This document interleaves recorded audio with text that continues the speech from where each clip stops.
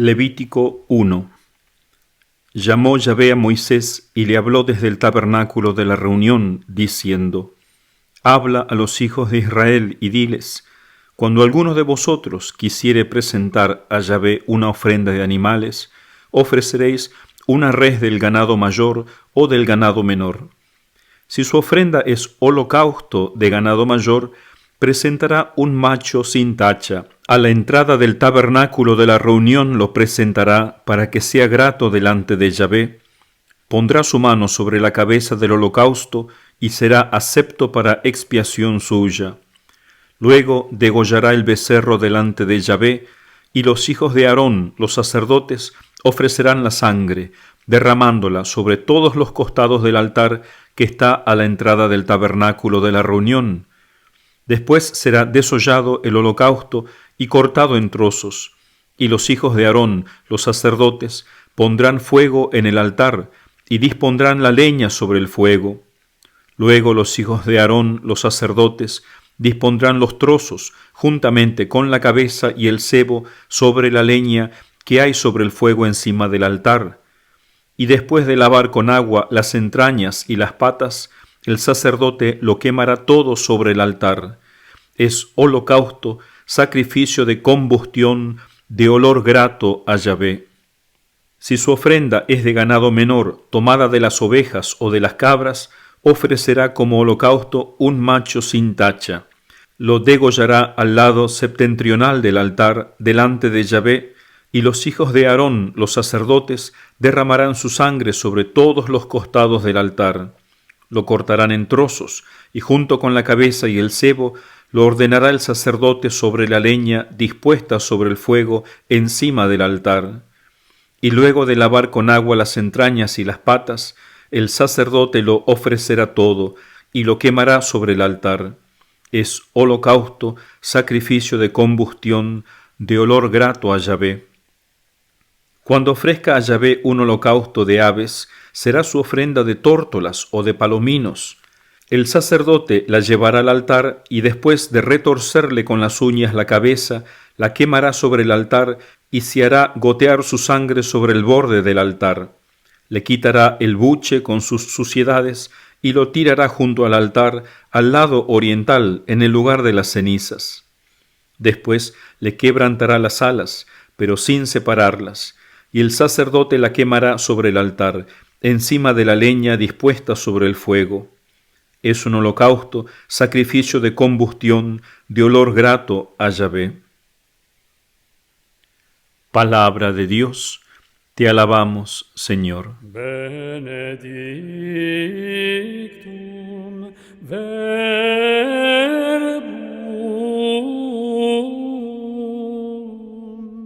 quod incarnatum est ex Maria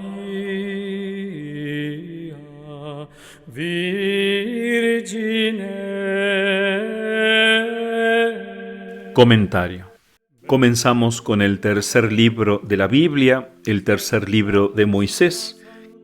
Se llama Levítico porque Leví es el padre de toda esta tribu sacerdotal consagrada a Dios, y en este libro Dios nos va a enseñar acerca de los sacrificios, leyes acerca del sumo sacerdote y los demás sacerdotes, sobre el culto, sobre los objetos sagrados, sobre los votos que la gente hará, etc. Y aunque nos resulte un poco extraño y no nos produzca mucha devoción escuchar sobre estos tipos de sacrificios, no tenemos que olvidar que la idea central de este libro, el mensaje que Dios quiere darnos todavía a la gente de este siglo XXI, la idea central es la santidad de Dios. Dios, para que nos acerquemos a Él, nos exige una santidad, tanto ritual como moral.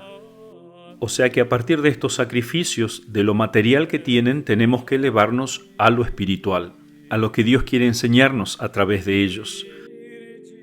Y primero tenemos que aprender qué es lo que Dios quiso enseñarle al pueblo de Dios a sus inicios, en el Antiguo Testamento, antes que llegásemos a la madurez en Cristo, al Nuevo Testamento. Pero siempre el tema es este, es la santidad de Yahvé, que tiene que comunicarse de algún modo al pueblo de Israel, comenzando por los sacerdotes. Y en estos primeros capítulos vamos a escuchar distintos tipos de sacrificios: el holocausto, donde se quemaba toda la víctima en el altar; luego las oblaciones, que eran ofrendas de flor de harina, incienso, aceite, como complemento de los sacrificios; luego los sacrificios pacíficos, donde se quemaban las partes grasas del animal en el altar. Vamos a escuchar también los sacrificios por el pecado y por el delito, que son dos cosas distintas. Ambos sacrificios expiatorios, sí, por las faltas cometidas. Lo cierto es que, como me decía un sacerdote una vez, si uno quiere comprender el misterio de la Santa Misa, hay que hacer un estudio serio y profundo del Levítico, porque la Santa Misa es el sacrificio de Cristo, y toda la liturgia del Antiguo Testamento sirvió para preparar al pueblo de Dios, a preparar al mundo para este sacrificio de Cristo. Lamentablemente, muchos de los estudiosos de la Biblia del siglo pasado, del anterior, incluso en este, ponen en duda muchas cosas de este libro. Especialmente dicen que no es de autoría de Moisés, que fue escrito mucho después, que trasladaron los ritos que se hacían después en el templo a la época de Moisés, o sea que hay una ficción, una falsificación, o que ha sido muy manipulado el texto, etc. Y muchos de ellos se escudan en los profetas, que critican todo este sistema de ritos, de sacrificios. Por ejemplo, Jeremías 7:21, Isaías, Amós, el Salmo 49, donde hay una queja de Dios hacia estos sacrificios. Sin embargo, hay que comprender bien esto, que Dios, a través de los profetas, no rechaza el sacrificio en cuanto sacrificio, sino la falsa idea de que los sacrificios externos podían ser gratos a Dios sin ir acompañado del espíritu interior.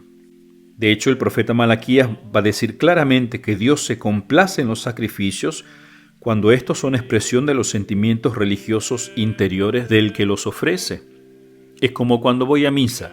Si voy solamente para cumplir o para escuchar un mensaje, pero no voy con el espíritu de ofrecerme yo a Dios, de unirme a Cristo, de ofrecerle a Dios mi vida a través de Cristo, entonces ¿de qué me vale la misa? Se vuelve algo vacío para mí. Ahora, antes de entrar en todos estos detalles, uno se pregunta ¿por qué sacrificios de animales? San Agustín y algunos padres griegos piensan que Dios los toleraba por pura condescendencia con las costumbres de los hebreos para apartarlos de la idolatría. O sea, era una condescendencia de Dios que, como sabio pedagogo, aprovechó la mentalidad de los hebreos, la mentalidad en realidad de la gente de esa época que ofrecían sacrificios constantemente, sacrificios de animales, y le va dando a estos sacrificios un nuevo sentido religioso monoteísta, que es lo mismo que pasó con la circuncisión, que también lo cumplían otros pueblos, pero Dios aquí le va a dar un sentido espiritual, religioso, lo fue haciendo poco a poco.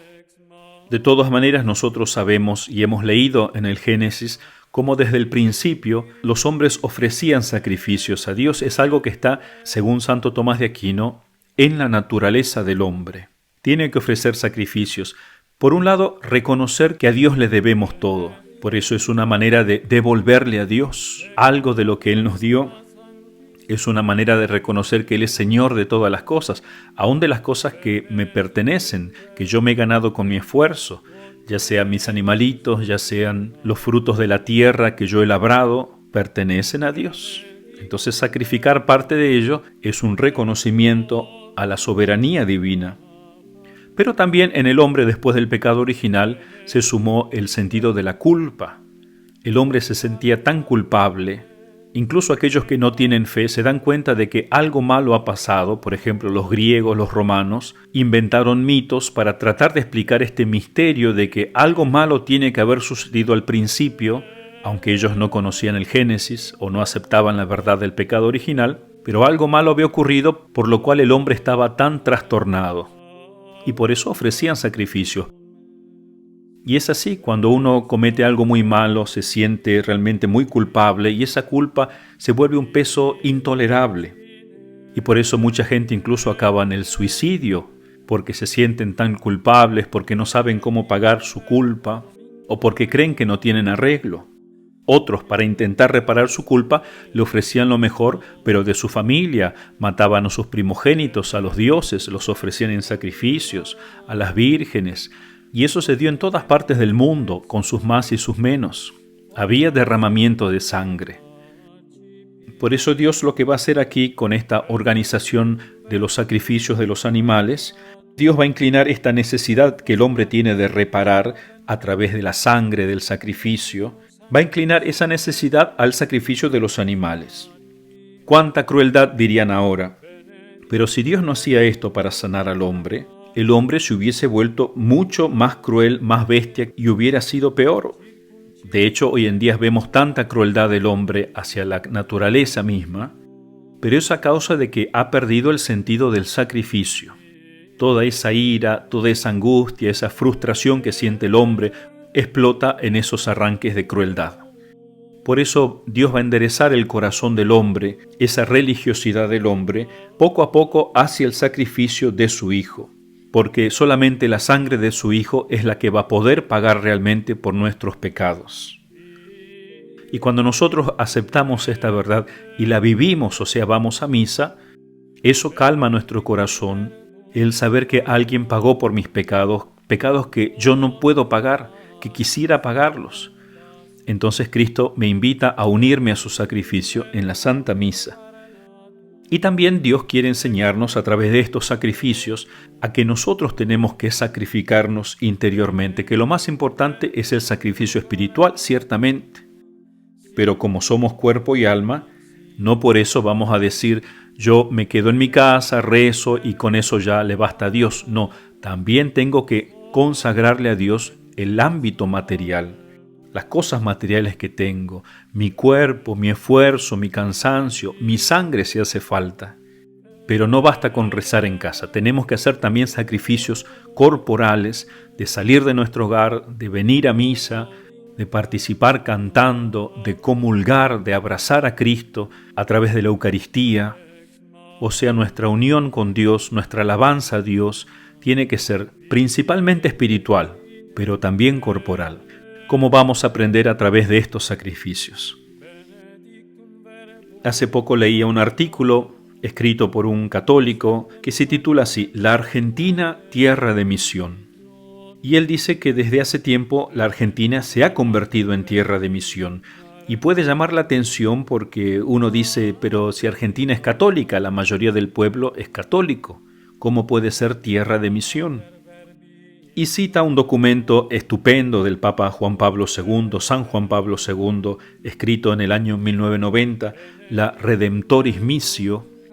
Y el Papa habla de 3 situaciones que se pueden dar en el mundo, en la Iglesia.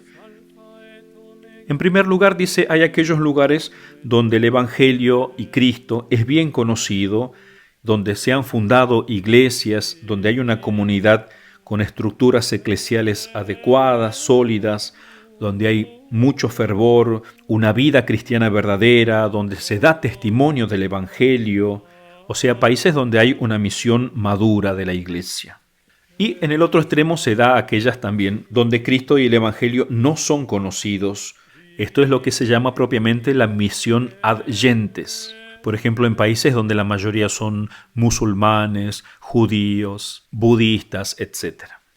Pero entre estos 2 lugares de misión hay uno intermedio, que es los países que antiguamente fueron evangelizados y fueron fuertes en la fe, pero actualmente han perdido ese sentido vivo de la fe, incluso no se reconocen ya como miembros de la Iglesia, dice el Papa, llevan una vida alejada de Cristo, de su Evangelio, y en este caso es necesario una nueva evangelización o reevangelización. Y este es el caso de la Argentina y de muchos países que han sido católicos, que todavía se llaman católicos, pero en la práctica son países que necesitan una reevangelización. Y eso es algo difícil. Por ejemplo, el gobierno federal argentino, hasta la reforma de la Constitución del 1994, incluía que el Congreso de la Nación debía, además de conservar el trato pacífico con los indios, también promover la conversión de ellos al catolicismo.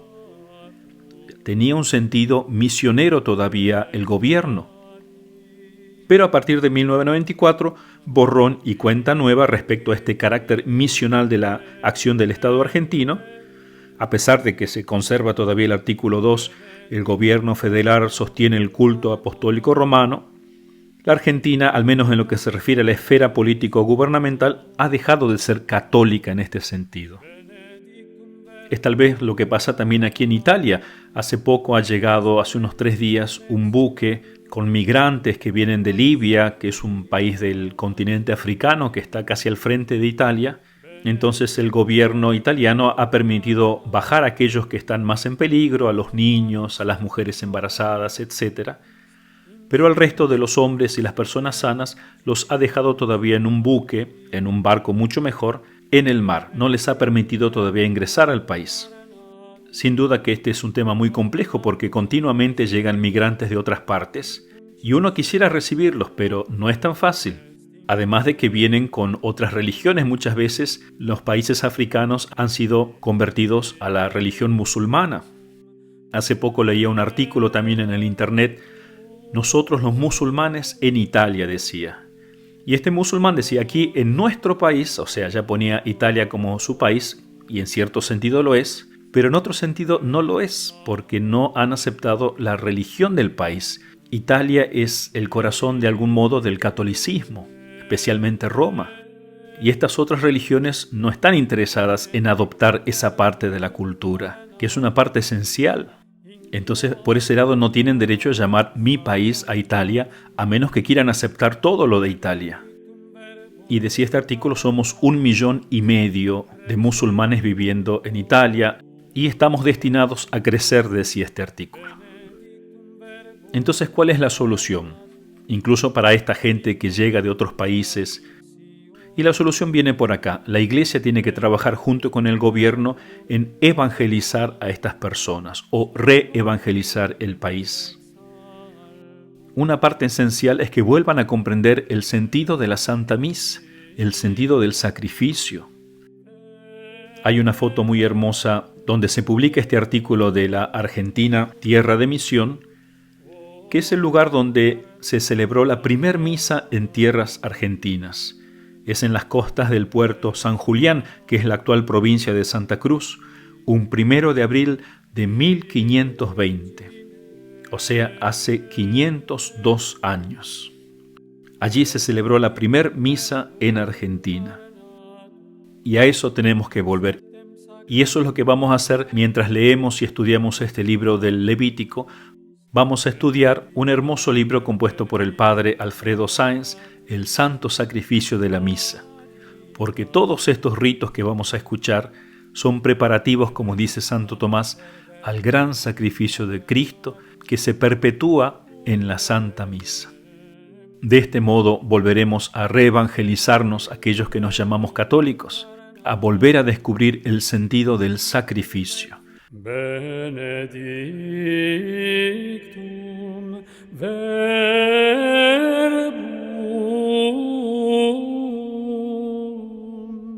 quod incarnatum est ex Maria